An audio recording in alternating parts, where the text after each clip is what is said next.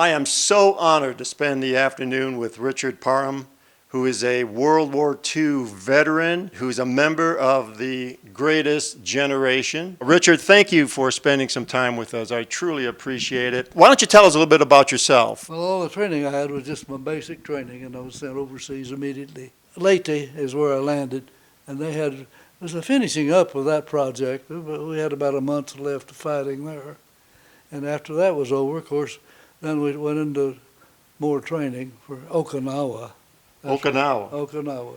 We made the Dalian Invasion there. When they went in, we went in with. I was a radio operator on that tank. I was the driver's eyes. Oh, you were the driver's eye. How many crew members on the tank? There was 7 of us.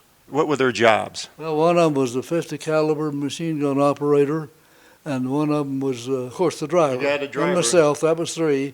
Then the gunner himself, that was 4. And we had 3 ammunition people that set the different things on the 105 howitzer that he wanted, like the distance, and he would tell them how much power he's going to need, and they could set that thing on that shell, and it'd be real accurate. And so what was your job as a radio operator? I had to take calls from the front line. I had a first lieutenant was right on the front line all the time. And he called me in, and he told me when I took that job, he said, now there's one thing you can't do is make a mistake.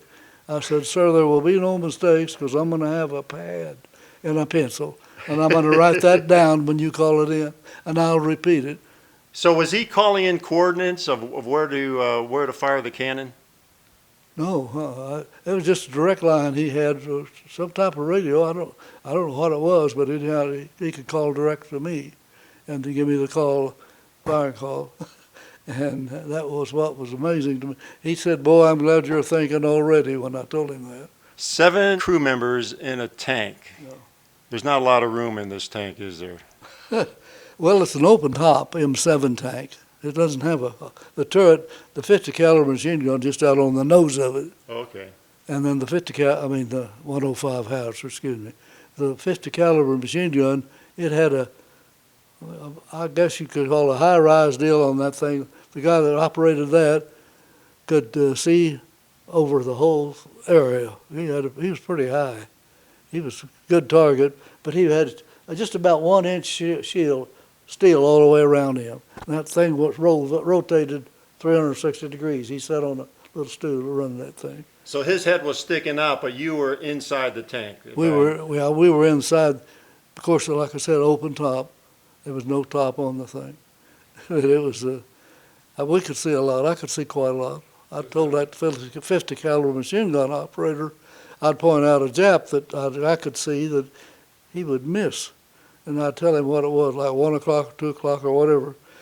And he'd have him on the ground dead in about 30 seconds. Was pretty lucky all the way through it. I'll tell you a couple little incidents.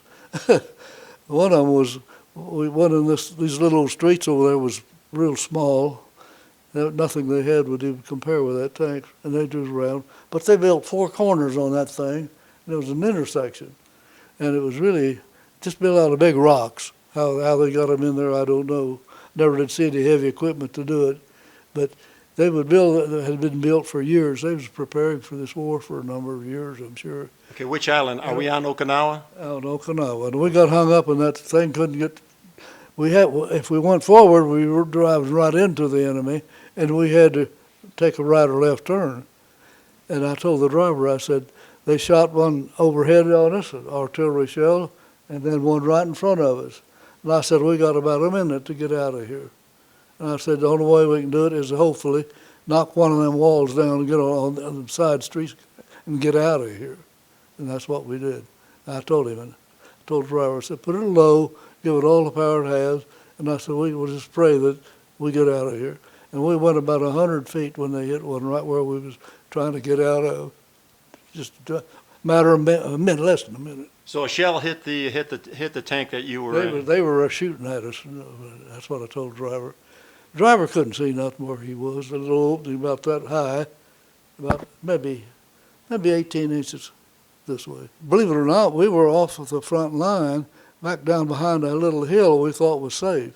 And then somebody had eyed us and was waiting for us to stop.